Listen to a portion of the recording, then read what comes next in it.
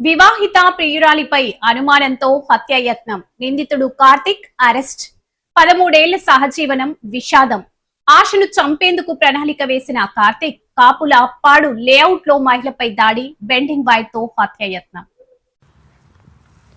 ప్రాణాపాయం నుంచి కోలుకుంటున్న ఆశ, భీమిలి పోలీసుల చాకచక్యంతో నిందితుడు పట్టివేత.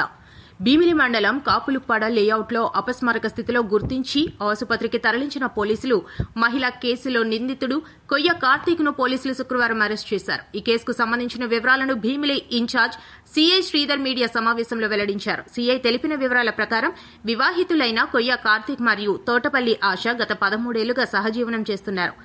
ఆశ మరొకరితో సంబంధం పెట్టుకుందనే అనుమానంతో కార్తీక్ ముందుగానే పథకం వేసుకుని ఆమెను హతమార్చేందుకు ప్రయత్నించినట్లు తెలిపారు. వీరి సంబంధంపై ఇరు కుటుంబాల మధ్య తరచూ గొడవలు జరుగుతున్నాయని చెప్పారు.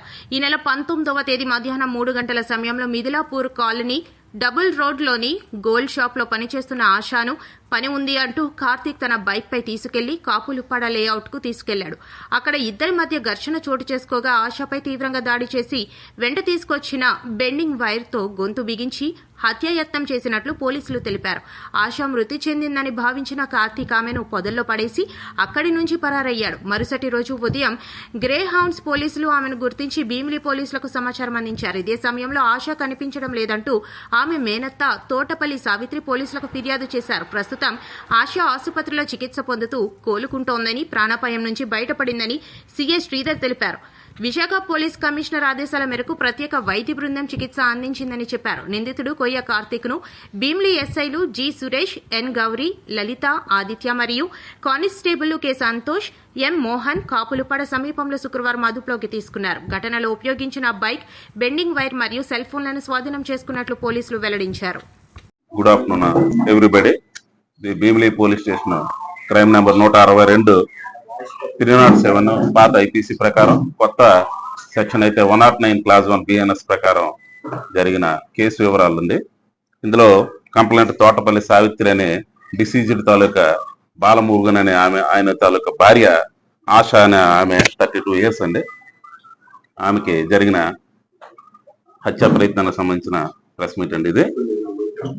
ఇంకా ముందుగా 19/5/2026 మధ్యాహ్నం 3:30 గంటల ప్రాంతంలో, సుమారు 3:30 గంటల ప్రాంతంలో జరిగిందండి ఇన్సిడెంట్. మాకు రిపోర్ట్ అయితే మరుసటి దినం 20వ తారీఖున ఉదయం 11 గంటలకి డిసీజ్డ్ తాలూకా పిన్ని సావిత్రి గారు, తోటపల్లి సావిత్రి గారు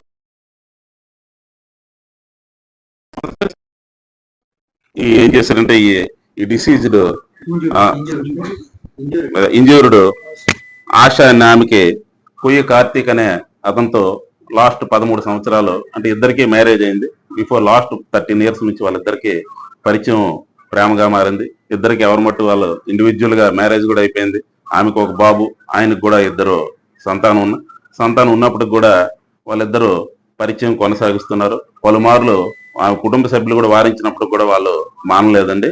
ఇది ఇలా కొనసాగుతుండగా లాస్ట్ 10 డేస్ నుంచి ఆయన తోటపల్లి కొయ్యి కార్తీక్ ఆమె ఇంకొకరితో పరిచయం, పనిచేసే చోట ఆ పరిచయం పెంచుకుని ప్రేమ కొనసాగిస్తుందని ఆమెని అనుమానించి ఈ 19వ తారీఖున ఆమె ఇంటికి ఇంటికి వెళ్ళి తను తెచ్చుకున్న బైక్ లో, FZ బైక్ లో ఆమెను ఎక్కించుకుంటూ పనిచేసే చోట నుంచి తీసుకొని వెళ్ళి అది కాపులపాడ లేఅవుట్ లో నిర్మానుష్యమైన ప్రదేశంలో ముందుగా పథకం ప్రకారం ఆయన ప్లాన్ చేసుకుని తెచ్చిన, దీంతో కొంతసేపు ఆర్గ్యుమెంట్ జరిగిన తర్వాత ఆమెను మ్యాన్ హ్యాండ్లింగ్ చేసుకొని తర్వాత ఆయన తెచ్చుకున్న జిఏ